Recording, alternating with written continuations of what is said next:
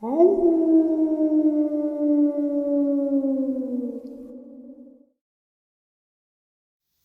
greetings and salutations, everyone. I hope everyone is still doing well, and welcome to this Halloween second half. Before we jump into it, a couple links. As many of you know, I rely on Patreon, PayPal, channel membership, and the merch to help the channel to continue to grow and go. Links to Patreon, PayPal, and channel membership is in the description below. Merch displayed directly under the video. Also, Dogman Frightening Encounters, Volume 1 through 3, the audiobook versions. They were written and researched by Tom Lyons, narrated and produced by me, Jeff Nadolny. Those audiobooks are available on Audible, Amazon, and iTunes, links to which are also in the description as well. And finally, last but definitely not least, if you'd really like to help support the channel to continue to grow and go, simply subscribe. It does not cost a cent. Click the like button, takes half a second. If you don't want to miss out on any of the informative uploads that I put out daily, click that bell icon. And folks, please leave a comment. Why? Well, because all of these things really do help the channel to continue to grow and go. And yes, they definitely do matter. Now, everyone, I have taken far too much of your time. Let's jump in to the second half, shall we? Also, tonight's live stream, 9 p.m. Eastern Standard Time, Halloween live stream. Hope to see you there. All right, everybody. I have our special guest, Steph, with us this evening. Steph, how are you?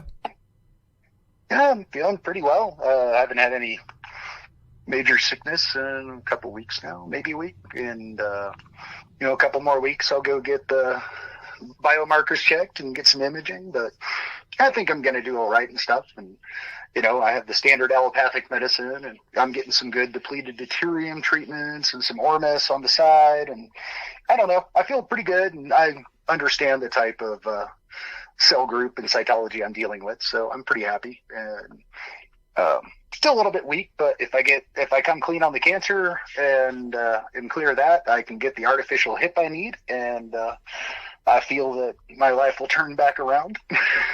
Most definitely.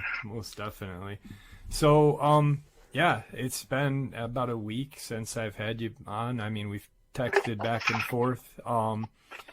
Now, you had texted me, I think it was yesterday or today, and I think it was yesterday, about a interesting... wait, first I want to clear something up, okay? Just so people are aware of something. Now, Steph reached out to me, and he had said, I've got this couple experiences that I've had happen. And he shared the first one with us. I'm not dragging him along, and he's not dragging anyone along. We're just sharing information that he knows, and I'm not speaking for you. And if you feel like I'm overstepping or saying something wrong, please stop me. But Steph is having a difficult time sharing some experiences that he's had through time. He may or he may not, but he reached out to share certain things that he was aware of, and that's what we're doing. I got an email from that person that I had mentioned, and he said, stop dragging Steph along. We want to hear encounters. And, I think the information that Steph has shared with us has been, it really does kind of cast a new light on things, and it's interesting. Encounters are cool, but scientific facts when it comes to these things are just as cool or cooler in my eyes. So, that's where we're at with the encounter stuff and experiences that he's had. But he has had, he partook in a search effort for a missing person, and I will turn the floor over to you so you can share the information on that. That's fine. And I also feel you spoke appropriately, so I have nothing to add or amend in that. So thank you. Yeah. Yeah. 2021 in February, we had a person go missing about 20 miles from where I live up here. And on February 5th, we were asked to join in. And so all of us local that were retired or inactive at the moment went up there on the 5th of February to the town of Netherland. And we all deployed from the Hesse Trailhead, which is just down the road from the Eldora Ski Resort. And about 12 years ago, I used to live in that little tiny, it's about 15 homes there in Eldora. I lived right at the four-way stop there, right before Hesse. And an individual named Josh Hall had gone missing. There had been a pretty nasty storm that jumped on top of him. But that was a little unusual because I actually knew Josh on a passing basis because he used to go to Backcountry Pizza right there in downtown Ned. And it's a very small town, like 3 blocks in the mountains.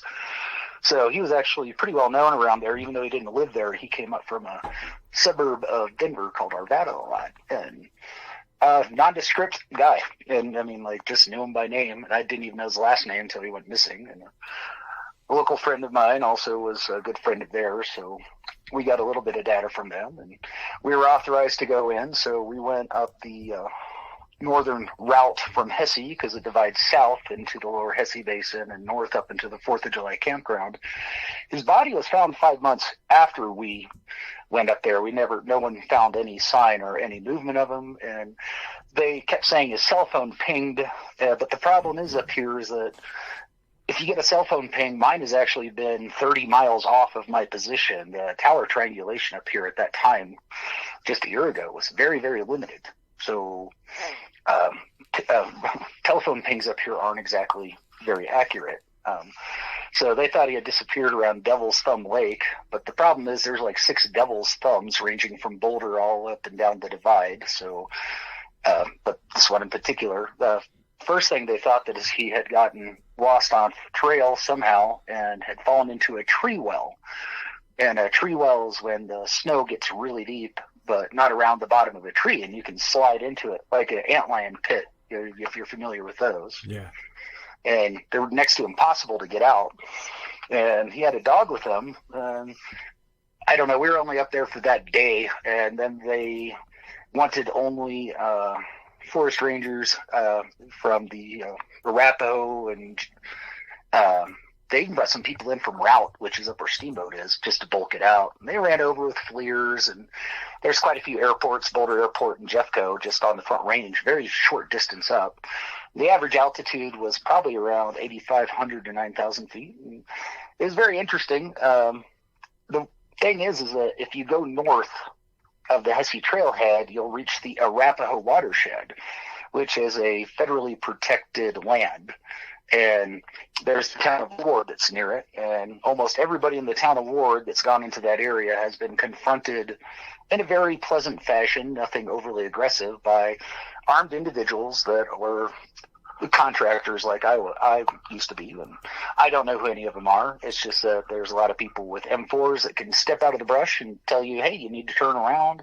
They're not jerks about it. And, people know better, and they just turn around and get out of there. I've talked to quite a few hunters who've run across that. I don't go to that area, and I don't know any operations in that area, but the Arapaho Watershed Federal District also has a small micro dam in it, which they say supplies water, but it's such a small one that I have no idea what they could be supplying, so that's very interesting. You can see that on Google Earth if you actually go look at it. It's pretty nondescript. You have no idea what they're protecting there, but then also don't know if there's editing or anything. But his body was found about 4 miles off the 4th of July area, within probably less than a half a mile of the federal boundary there. And so I've always wondered about that because they could not find him. And I wonder if you got had a bad encounter, but those people are professionals and they never have and every single encounter people have had, which is most of Netherland and Ward, have always ended the same way. They're told to turn around, and people are very polite. And guys come out of nowhere, and the people turn around. And so, but there's also a lot of evidence in that area and a lot of people talking about the creatures that can cloak, or what I would probably think is a pull-off. So I'm going to stop for a second. Were you going to say something? No, I was listening. Now, speaking of this, I had actually, I think I'm going to hit mute real quick. Hang on. All right. So I just wanted to just ask off mic if it was okay, to ask a question or if it could be answered. Now, when you had said, certain people come out of the woods or come out and they, they're asked to turn around, certain people meaning government people, or a lot of people describe them carrying M16s, but I believe they're carrying M4s, and they look like they're dressed for appropriate mountain. It's not uniforms, but they do have a laminate badge on them, as well as a metal badge from everybody's descriptions. I have not seen this because I don't go into that area. Right. So but it's pretty consistent. They're dressed more like irregulars and different armies and stuff like that, but there's no uniforms. It's just a lot of times they'll step out or an ATV will come tearing up on them out of nowhere. But once again, they're not like throwing guns down on people, right, and holding them to the ground. They're very polite from every single encounter I've talked to. In fact, I have one gentleman that lives in the town of Ward. It's a small mining town there. And he actually is going to reach out to you here in a couple weeks to talk about some other experiences too. And he's one of the gentlemen that has run across that. Now, so they're obviously they're not DNR. They're not any type of comfort or conservation wildlife agents or anything. They're just pretty much unknowns is how we can label them. Yeah, a lot of people have asked. They just tell them this is a federally protected watershed. You're risking arrest. Please turn around. Yeah. And they don't seem. Everybody has described them as not to screw with, and they're eminently polite. Right. And they're not pointing guns. They have them on just across the body, and they're very relaxed in their nature and demeanor from everybody's description. And that's really consistent from everybody I've talked to. And this is a well-known local fact in Netherland and Ward, even all the way into Gilpin County to the south. And so it's very interesting to me. I talked to one individual who claims, and unfortunately I don't know whether to believe him or not, that there is a disseminated radar array, which is just a field of like 6 to 8 foot antennas up there. But that would make it something similar to a mini HARP array. So that could be part of it. But that whole area is quite clearly marked on the map as a protected watershed. But the only thing they say is it's federally protected and you're risking arrest. Yeah. And it walking upon or having someone like that walk upon you, all polite, but still having an M4, but being polite as can be, that can be even more scarier than having it drawn on you, because you're kind of like, wait a second, why does this guy have this gun and why is he so polite? I'm just gonna leave. Well, I admit to using similar tactics at other sites in different countries and a couple places here in the United States, and but that was security. But it's usually, you don't come out and try to be all intimidating. You just try to be informative and just say, hey, this is not a place you need to be. This is very dangerous. You're risking arrest, please. It's almost the same script we use on certain sites in the past. That's why I found it funny that it matched so much of our protocols, because if you see one person or two people, which they usually one or two people, then that probably means you're not seeing other people that got you dialed. But that's standard op as opposed to anything over the top. And it's not as exciting, I guess, but for storytelling, but it's always been a weird anomaly up there, and it's pretty well known. Yeah, definitely. So, a weird but anomaly. I found it interesting that his body was found a half a mile from there, and it's not hyper reported, but a lot of the old timers up there that still go in and guerrilla pan and actually go looking for pegmatites, the vigaceous cavities, because there's a lot of like weird localized pockets of topaz, and there is a kimberlite vein of green spike kimberlite, which is where diamonds form, that goes from mile marker 37.5 on the peak to peak all the way up to the Wyoming border. I mean, all of them are industrial grade diamonds, but there have been some big low value diamonds found, which are still worth a lot of money. That's why De Beers had an office here in Boulder, and I think they might still have one up in Fort Collins. It's been forever. But what's another interesting fact was his dog was found at mile marker 40, and Hesse Trailhead's about mile marker 23. And the dog was found without a leash, lost a lot of weight, but was still relatively healthy. And mile marker 40 is about where the University Research Station is, just west of the highway up towards the divide. How many miles would that be from 23 to 40? Oh, well, 17 approximately, but I mean, that's the road winding around, so it's probably more realistically 12 as the crow flies. What I find interesting is that the body was found half a mile on the south side of the watershed, and the dog was found about 2 miles north of the watershed on the peak-to-peak highway itself. And like I said, it lost a substantial amount of weight. Its leash and collar were missing, but it was quickly identified as the dog. It was chipped. And another interesting fact is it's very close to the 37.5 mile marker campground, and that's known as Gordon Gulch. That's got a dark history. There used to be a Hells Angels stop back in the 60s and 70s, and we actually found 2 different winds, which are a type of shaft, that were filled almost to the top with the original Schlitz pull tab cans. Remember that? No. Oh, Schlitz beer from the 60s and 70s. They had the pull tabs that you pull off and threw away. They weren't integrated into the can. So obviously there's been a lot of drinking there, and they got chased out of there after a while, after like a decade and a half, but that was mostly the town of Ward got sick of them, and Mountain Justice kicked in, and that ended. But there's a local man that I know, and he also goes to the pizza place, and he was there about 10 years ago, and some travelers were there in their RVs, and these are not very good people, and they are attacking his friend, and he went to defend his friend, and he's actually pretty skilled and a good brawler, but he got hit in the back of the head with a shovel, and they tried to cut his head off with that shovel like 4 or 5 times. Helicopter had to come in and take him to Denver, and he crashed 5 times on the way in, and now he looks like he survived, but now he looks like he has a head sewn onto him because he's just got this horrible wounding all around his neck. But nicest guy in the world. Pretty traumatized by that, though. Yeah. But there's been a lot of there are no known disappearances in that area of 37.5. But the odd thing about that is that's always been considered a dangerous place. There's been a lot of violence there. There's been a lot of people that got wounded and wouldn't talk about it. And there's always the ghost stories. And there's a couple interesting caves that go into the rock, probably about 30 or 40 yards. And there's a whole bunch of swampy stuff in there you can actually sink into, and they'll never find your body. It's those weird riparian lowlands that fill up with silt and just hold the water so it looks like solid ground, but it can eat you solid.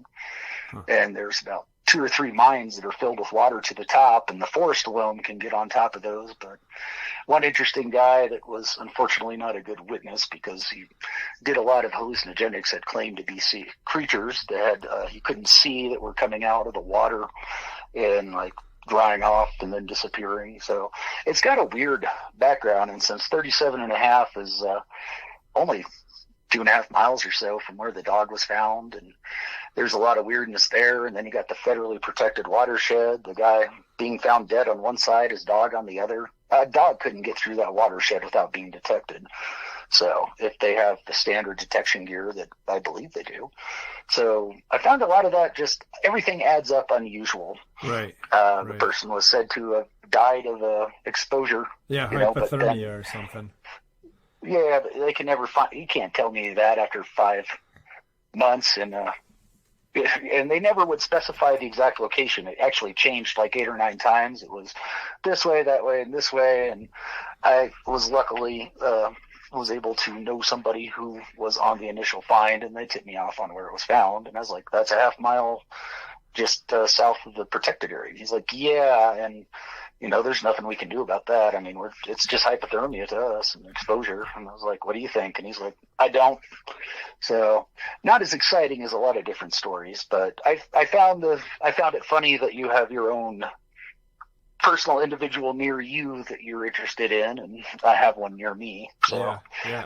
Actually, it's interesting because I'll just kind of,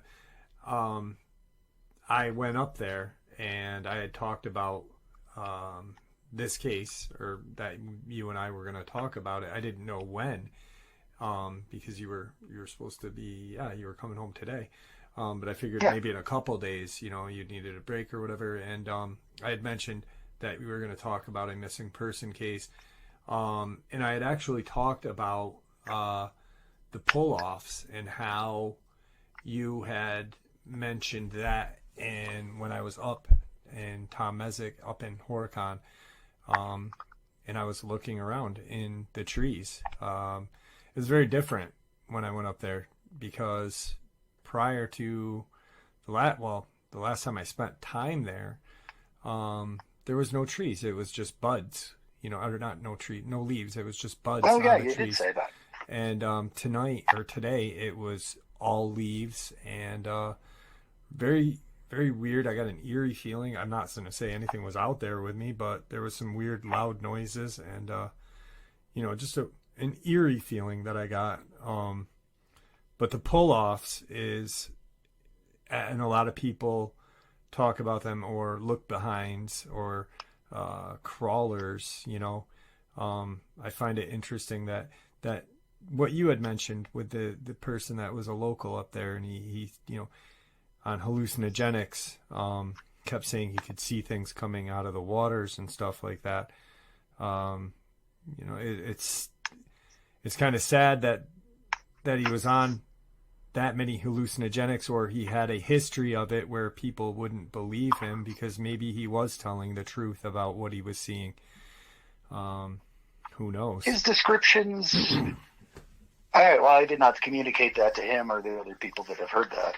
His descriptions were unnervingly accurate for the data I have, and so that's what caught my attention. It's not that I think he's a credible witness so much, but he is an incredible witness that actually had data that matched what I know without any cross correlation, and that's more of a signal to me to keep an eye out and look. Yeah. So just it's odd. I mean, the whole thing, I can't do anything about it, and I don't have anything that can reveal it, but I mentioned the federally protected watershed, the locations, and the story's changed quite a few times. And I noticed that. I trust the individual that gave me the information because they're SRS at a high standing. So yeah, I noticed that there was a lot of different, because when I looked up the case, there was a lot of different information given, just different like you said, different locations, different this, different that. And I find that fascinating, because not in Tom Mesick's case, but in a lot of other cases where people have gone missing and found dead or never found, a lot of the media reporting is off of each other. They're definitely not working together, which makes me wonder if the powers that be, or whoever controls the media, is feeding the media different information to kind of just confuse people. It seems like that, but I forget the name of the law, but it's never associate malice with an action when stupidity can explain it. But still, another interesting fact is, from the person I talked to, the body had not been nibbled on, and a lot of people don't know that if a body gets lost deep in the snow, be it animal or a person, the voles, that's VOLE, and all the ground animals that tunnel under the snow have no problem with being a little bit carnivorous, just to pull some extra stuff in. And if bones are exposed, all the rodentia up here will eat antlers and bones, because they're basically the only source of calcium they have up here. That's why you can hardly ever find antler sheds, is because all the different rodents rip them apart. And if you look at old bones that have been out there for anywhere from 1 to 10 years, you can just see all the little mice striations on them from the little incisors scraping off the calcium from the bone. And the fact that the body was untouched by any of the burrowing rodents is very unusual. Yeah. So that's a puzzler too. And I would have no theory on that one from anything I do know or what this is, other than either they didn't find it or environmental conditions are wrong. But the rodents up here, especially the voles and quite a few mice species, are just widespread. You can't go anywhere without finding an esker, which is the remains of their burrow under there. I mean, they're just everywhere. So I find it unlikely that he wouldn't be scavenged. Even a coyote, a fox will dig down, and because they'll go down into tree wells and get somebody. But I have no idea if he's in a tree well. He was in trees, but that doesn't mean he had actually fallen into one. Yeah, he was, and it's crazy about the dog, and he was young. I mean, he wasn't an older person. He was 27 years old, fairly fit. I mean, just from what I've read and the pictures that I've seen of him, he seems very active in hiking, in the outdoors. There's a lot of pictures prior to his disappearance of him hiking. Oh, he's up there almost every weekend. Yeah. I mean, he's a regular at the main strip there, which is like just a parking lot strip thing there next to the grocery store. And he's always at Blue Moon Brewery or up at Backcountry Pizza and going into Big Bear Sports to get a little bit of extra equipment here and there. And he was a well-known regular on the Hesse Trail. I used to go on the lower Hesse Trail because there's a particular type of orchid there I like to get, and some OSHA root and a couple other different plants that I use. And, I've ran across them more than once in that area. And kind of that was the lower trailhead, but, he was on the upper 4th of July trailhead, which, on a weird side note, that 4th of July trailhead, I have a friend in the local tow shop in Boulder. They pull about 5 to 6 suicides a year off the 4th of July campground. But that's not all that uncommon. The Peak to Peak's a beautiful place with a whole bunch of scenery. A lot of people go up there in a bad state and find a nice scenic place and check out. But 4th of July campground has a very strange consistency of suicide, and it's sad. I wish people wouldn't do that. Yeah. You can't hurt yourself without hurting other people. I wish people would take that to heart, but it is an odd, anomalous fact, because you usually get a couple overlooks in different parts of the Peak to Peak highway where people pop themselves. But the 4th of July campground is a beautiful place, and it's near Hidden Lake, but I mean, it's not really an aesthetic place itself. You kind of have to hike out like a half mile to get to some really nice areas. And I don't know why people would keep popping themselves there, but whether it's related or not, I don't know. It's just an interesting anomaly for that area, just something that coincides with the event, but it's probably not part strange of it. That it's forested, and it is. I'm like you said, it's not scenic, but I'm imagining it's if you're a hiker or anybody that loves wilderness, it's probably a beautiful area. It's strange that a place like that on a mountain, and then there's the Suicide Forest, which is in Japan, which is a mountain, not really beautiful. I just heard about that last year. I hadn't heard about that before last year. That's crazy. Yeah, and it's just a strange place that people just let's go out here, and just very weird. Things like that are weird that happen. Now, you had said something about there's like a history of ghost stories out there. What's that? Like Native American ghost stories, or just old mining 37 stories? and a half. The 37 and a half mile marker, which is called Gordon Gulch, is up the highway and about 2.5 miles from where the dog was found. Yeah. But yeah, that place just has a bad history of, you had the Hells Angels there, and there were quite a few fights and possible murders and possible hidden bodies. The place is riddled with mine shafts everywhere. Yeah. The old joke in the town of Ward nearby is that if everybody dead stood up at once, and we'd have a big old population problem up here. But that area is an odd place. It just always seems to go through dark phases. after the Hells Angels, there was actually a whole bunch of that people were actually manufacturing coke on one of the houses that was right next to it, and they're always just chasing off people and being violent. And everybody there's always had some sort of knocking on the vehicles. That's a really common one. But people that go there usually aren't really intrepid campers, because that's actually a very easy, dispersed camping place to go. So it could be a squirrel running across it, a pine cone, and they just don't know the forest.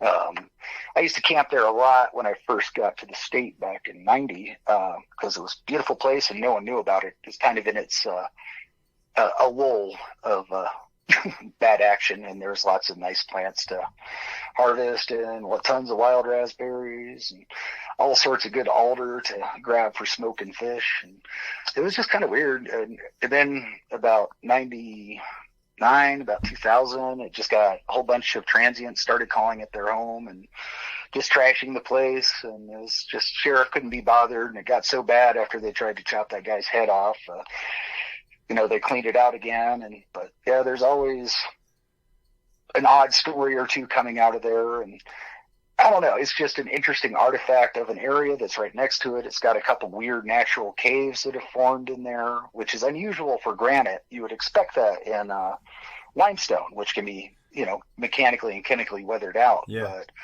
caves and heavy-duty granite are very rare. There's a lot of garnet there. I mean, it's not very valuable, but you can find garnet everywhere in the rocks, and there's little micro diamonds, but so they're not worth anything. But it is just an interesting place geologically, and it's always got a weird history of violence. That's weird, that violent, the history, that's just something that, it's almost like you're in a beautiful location, because, I mean, I've always thought of Colorado as very beautiful. I mean, even though I live in the Adirondacks, beautiful mountain area itself, but, I've always wanted to kind of go out into, the Pacific Northwest and check out the big mountains, where they're, oh yeah. And, it's just strange. You wouldn't think that there'd be a lot of darkness, but yet there really is. There's a lot of legend, a lot of just really odd weirdness, and the violence is one. It's like you said, with the minerals and crystals and stuff like that. With granite, it's usually, some weird things happen around that, but it's so weird. I can't.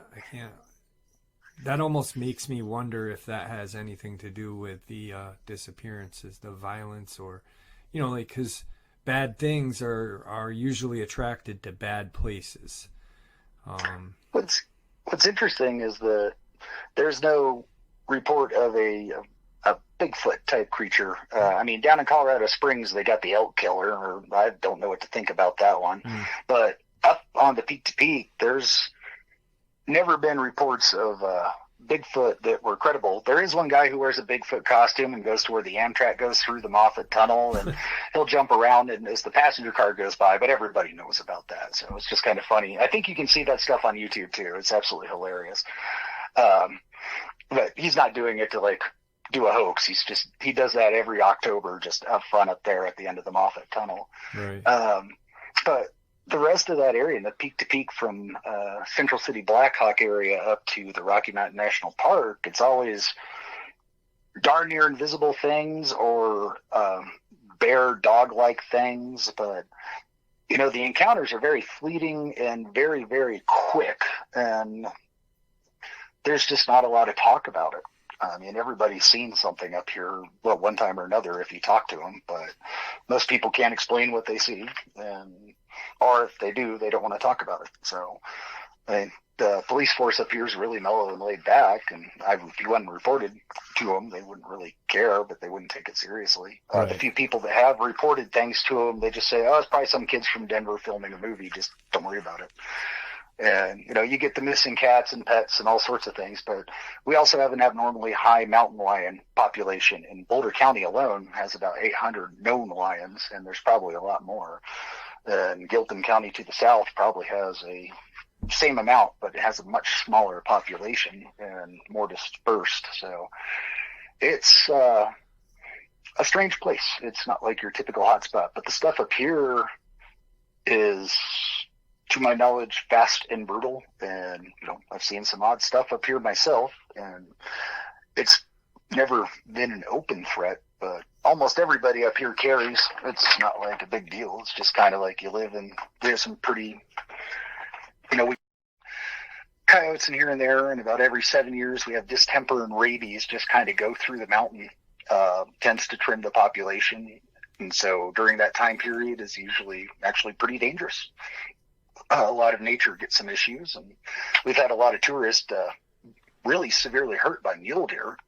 So that because they aren't carrying, and the mule deer are much bigger than a standard whitetail. So I find it odd that there's no report of a Bigfoot in the area, but plenty of reports of just other creatures. Yeah, especially there, you'd always think that Colorado would have some sort of, the whole state, being mountainous, and that's very strange. But I mean, like you said, it's got its own other little creatures that are lurking about, and the pull off is one that just, I remember the first time we were talking, and you had said pull off, and then I said look behind, and we instantly knew exactly what each other were talking about. And I didn't know what a crawler was. Like I said, I'm not a cryptid person, but I figured that's got to be about the same thing. Yeah, but I pull off, and I said this in the video that I made when I was up in Horicon, pull off seems to fit because it's just pulling you right out, it's pulling you off the freaking trail or wherever, and you're gone. And it makes a lot of sense. A lot of these missing person cases, might be Dogman, might be Bigfoot, or might be these pull-off creatures, and we just don't know because nobody survives the attack or nobody's ever seen again. So, and I find it odd that the location he was found is only about, I think, 37 miles in a straight line to Rocky Mountain National Park, which, I don't go to that just because it's just got a high incident rate, much higher than people understand. And also, there's a large homeless population that lives along the peak-to-peak highway in the summer because they can be in the woods and stay out of people's hair, and they can hide or whatever. So I really do believe there's a higher missing population up here than we realize. Once again, I can't substantiate that, but, I've seen a lot of people, campsites that were well established, and the police had a real hard time running them out, the sheriffs, and all of a sudden, bam, they're gone. They took off and left a lot of stuff, and it's not just being dirty or sloppy. It's like really they egressed in a hurry, and there's just all sorts of weird stuff going on. So, but whether it's criminal activity and they spook, or if something happens and they just bail, it's kind of hard to tell because they don't work with the locals, because the locals don't want them here. They're afraid they'll burn down the forest. So it's an unfortunate thing. Well, it's kind of a hobby of mine up here since I've retired, but I like going around different areas and finding different things. And, been foot on the ground in most of Boulder and Gilpin County in every square inch. Another interesting dark fact of the area is just over the divide in Grand County, there's Grand Lake, and that's always had it never freezes in the center of that lake, and there's a small island in it too.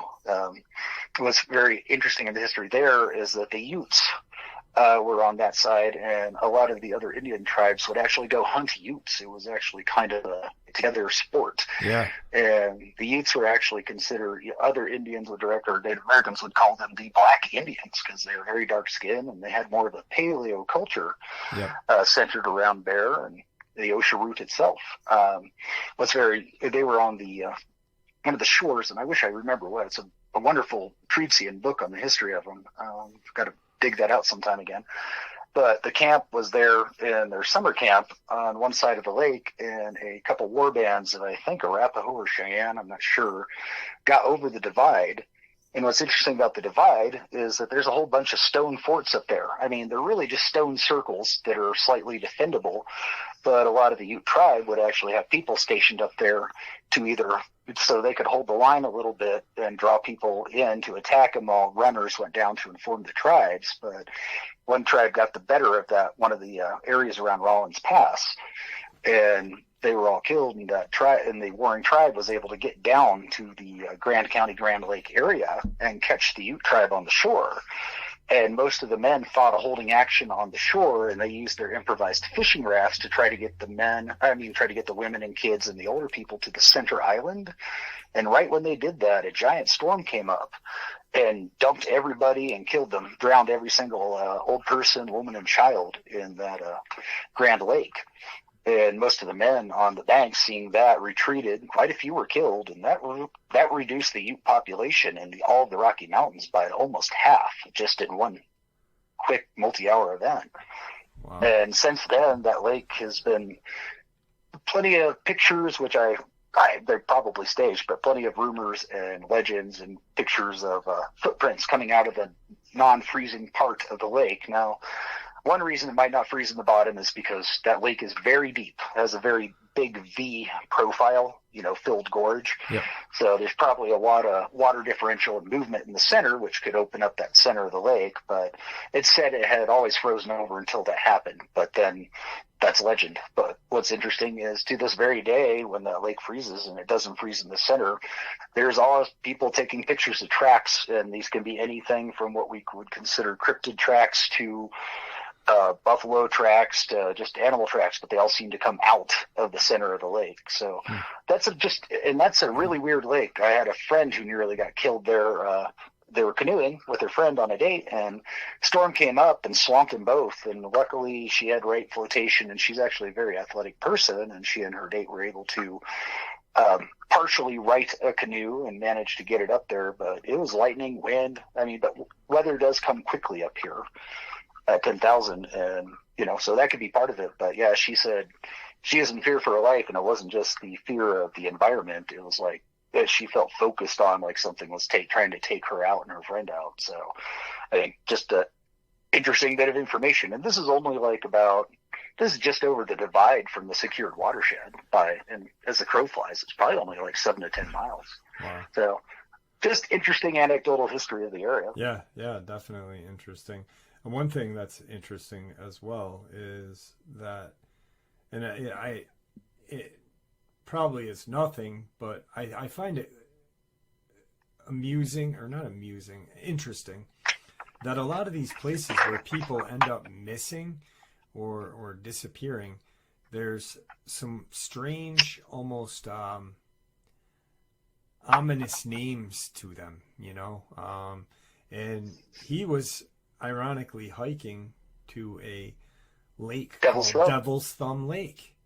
And I just find it, very strange that a lot of places, a lot of people go missing, and there's, Devil's something, or, just a weird Diablo. Kind of name. That's another name. Yeah, just a weird, and it probably has nothing to do with it, but it's just an interesting,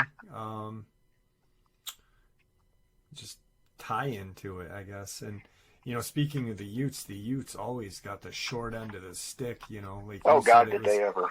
The Navajos hunted them for sport. It was like with the and I think a lot of the skinwalker myth and legend came from Navajo Ute warring, when the Navajo would supposedly use skinwalkers to watch and infiltrate Ute camps and kill the Ute as they were sleeping or not paying attention. It definitely got the short end of the stick. Yeah, they're a pretty interesting tribe. They're very Paleolithic when other tribes were actually getting into more tribal times parallel to the Europeans. And until their very end, the Ute were always very secluded culture, especially the mountain Ute. And in fact, the town of Durango is really just this valley town and it's surrounded by copper deposits. You can actually pan copper out of the streams there. It's kind of funny.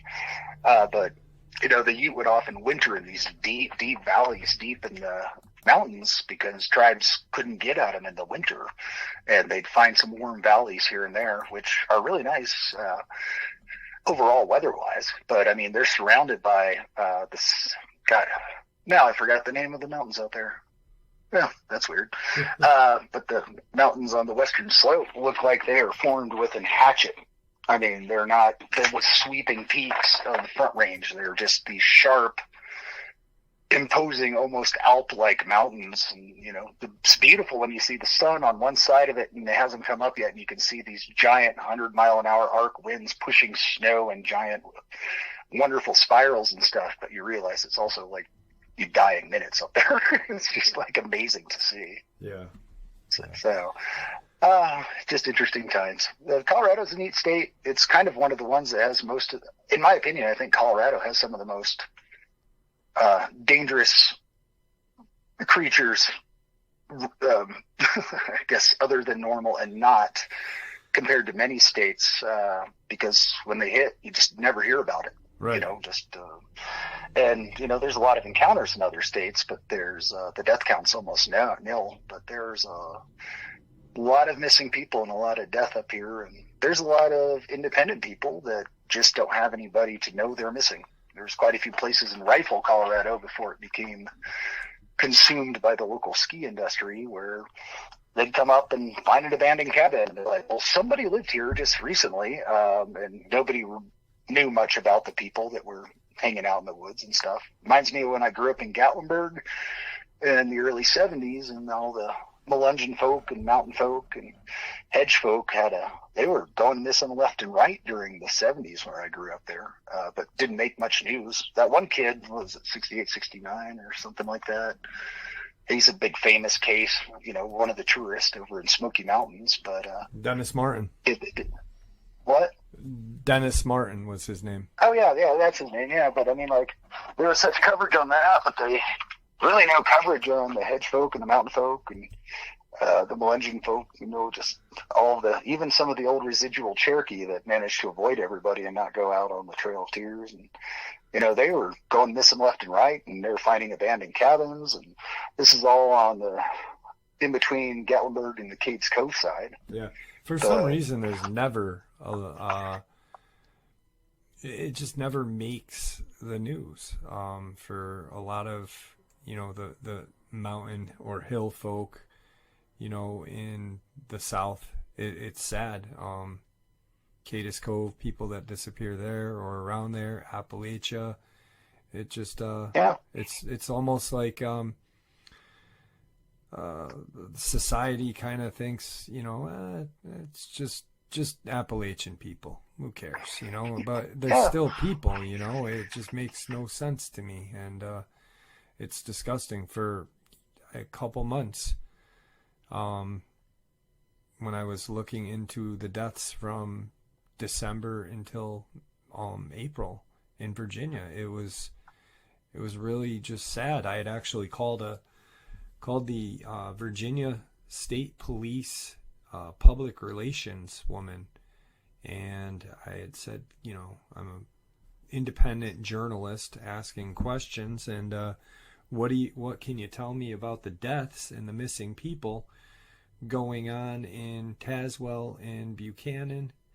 And there was a guy named Timothy Richard Honecker, and she goes, I just know about that. And I'm like, well, there's 7 others. It was just almost like they just don't care. And it's sad. It's really sad. Yeah, the only reason that got any notice is, my father's working at Oak Ridge at the time, so they always do security checks, and if anything abnormal comes up. But apparently Child Protective Services at that time, or their equivalent thereof in the area, I've noticed a lot of kids not coming into school anymore. And, they always try to get the mountain folk to go to school and stuff. And they, sent some enforcement officers up, but most of the there were a lot of families that were just gone, and the houses were there, and all the other locals wouldn't talk to them, or they would disappear when they came in. And, it was just, that was the only reason my parents were worried, because we lived right there near the artificial ski slope that's in Gatlinburg, and we actually had that tram that goes from the ski resort down to downtown Gatlinburg. We were like 4 towers away from the ski resort. We actually had the tower come right over our property, not over the house, but off to the side, probably like 100 feet. So I'd always see that tram go by every day when I was down there. And we were on the edge of the Bear Preserve, which is now, well, which had a whole bunch of stuff built in after us. And apparently our old house there burned down in that fire in Gatlinburg, probably, was it 4 or 5 years ago? So yeah, we still got a lot of good. We still have the original signage for our property there, and my parents have it in their garage, so that's pretty cool. That's cool. But yeah, they wouldn't let me go out without, there was a local hedge witch named Else Redbone, and she actually would watch out for me and keep people from picking on me. So that was kind of nice. And she taught me a lot of my early plant knowledge and the Smokies. And that really was fun to learn a whole bunch of different things. And I learned a lot of cool things. There used to be a place called Pigeon Forge, which is now Dollywood, but back then they still had the blacksmith area up. And I remember we as little kids would go over there and watch the guy pound out stuff, and he'd help us draw. Now, we were sometimes allowed to, like 2 or 3 of us, get on the pliers and try to draw a nail through the mold, but we're kids, but there was no safety in the 70s. Let the kids play with a hot iron. But yeah, I'd spend the summers in Gatlinburg, and I'd go to school in winter in Tennessee and Knoxville. So it's a pretty nice place. Yeah, definitely. Well, we're coming up on some time here. Cool. I want to thank you for coming and sharing this with us. I really appreciate a lot of the information that you've shared with us. And, I hope I didn't talk out of turn in the beginning, but, no. It was interesting how this one person, took it upon themselves to, act like I was running the show and you and I hadn't talked, about anything. And, anybody who knows the channel knows that I don't force anybody to say anything. I just, it's their platform. And, if you're not comfortable sharing something at this point, then you're not comfortable. But if you've got something valid to offer, which you have, and a lot of people have talked about, like the eye shine, the camouflage, and things that are very interesting. And like I said in the beginning, I find sometimes encounters are cool. They're very cool, but I like to hear things that make sense, like the eye shine, the camouflage. That is just as interesting, or sometimes more interesting to me. So I appreciate all of the information that you've passed on to us. I mean, a lot of people don't realize we talk like for half an hour before and after the show. And part of that is there's a lot of things that I really cannot share, and they're not groundbreaking secrets or anything, but they are operational things that I am still under NDA for, and I could get in trouble for sharing. Ironically, most of the stuff people's interested in is classified as environmental hazard by most of the insurance bond carriers for us, so they really don't care about that. And I'm under a different set of rules and regs, than a lot of people, because I'm just a private contractor. I'm not super military, this or that. I just do my stuff, and you run across a lot of weird stuff. And some stuff has got to be off record, and it's usually not the weird stuff. It's just stuff that would be bad to have general knowledge and could get me in trouble and cause problems for you. So that's why we have segmented things as such. And I just like to say hi to everybody that is out there and has expressed such nice wishes. And while some people have noted I'm not religious and have prayed anyway, I'd just like to say thank you for that. I'll take any prayer, not for my death. And ironically, we're in a win-win situation here for the positive community, because anybody who posts something negative or gives a dislike actually doesn't affect the channel and just increases the amount of interaction with the channel and just makes the channel actually grow more. So the only way people can hurt you, Jeff, out there is by not interacting with you. And so I call that a win-win. Yes, it is. It is. That's why I said it. I said, like, if you want to, hit a dislike. It helps me either way. A bad comment helps me either way. Oh yeah, and a comment. If everybody went to the negative comment and said thanks for contributing to the channel, then you'd get more interaction, and the person would get turned off. Yeah. So it's a win-win. A couple of names I'd like to mention, and this is not in any particular order. I have scanned through the comments. Thank you to all the people who've liked it, and thank you to the detractors. You're helping everything out really well. One in particular, Yogi Steph, oh my gosh, you're just the nicest and kindest person. And some guy named the Villainy, that's pretty cool. Clayton, you're always asking really good questions. Yeah. There's Jody Bateman, maybe. He was actually talking Jody's about a good egg. Yeah, he's actually made some really nice comments too, so thank you for that and bearing with me. There's a DV op spec, and if that means you did operation security, that's great. If you ever might be something interesting if you're actually an OPSEC person in the past to get a hold of Jeff, and maybe you can have a little OPSEC talk to explain to everybody about clearances and how all that works. I don't know. But if I left your name out, it's not because you're not important. It's because everybody's a lot of good comments and overall positive community. So I just like to say thank you to everybody. And don't worry, I'm doing well, and I think I'm recovering pretty well. My strength's coming back, and if I can get clearance to get a new hip after I'm clean, if that comes up, then my life will improve by leaps and bounds. And hopefully you and I, Jeff, can get together, and we both got places to explore. Yeah, definitely do. And right before we end this, I want to say something is I remember the first time that you had shared and, you had seen the comment section and you were kind of like, whoa. And then, I said to you, listen, I said, I've got some of the best subscribers.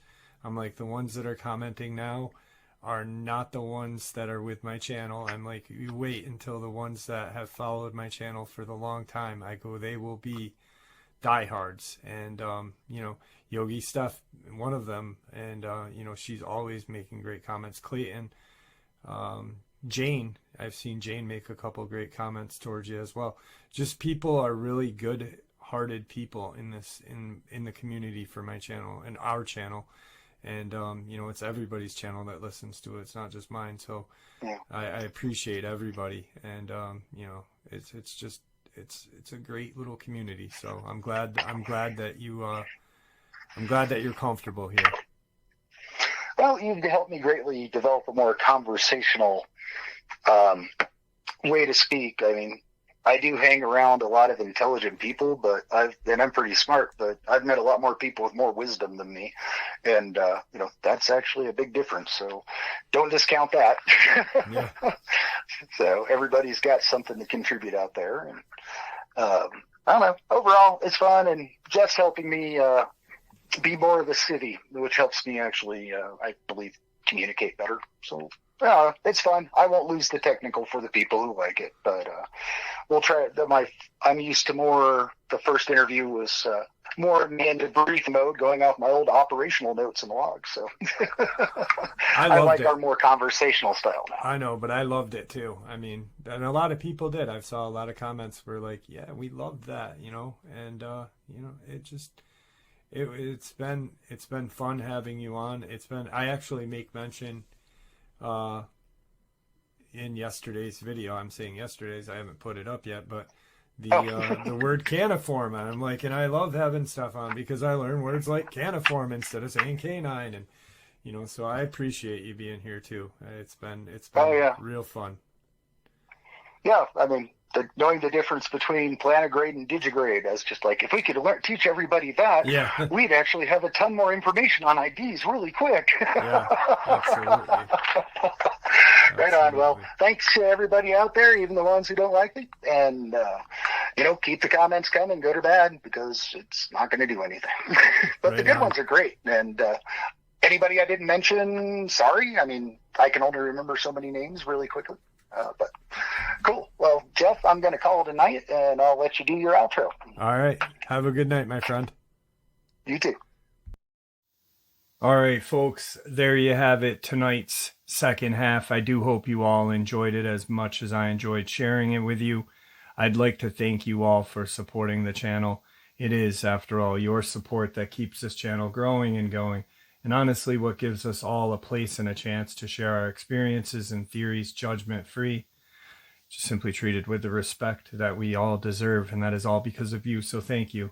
Please stay safe, happy, healthy, and ever vigilant, keeping an eye on our children, pets, family, and friends. These creatures are real, they are out there, and they are dangerous. Share this information with those you love and care about, and it may just help save their lives someday. Until next time, never stop asking questions, never stop searching for the truth, and God bless.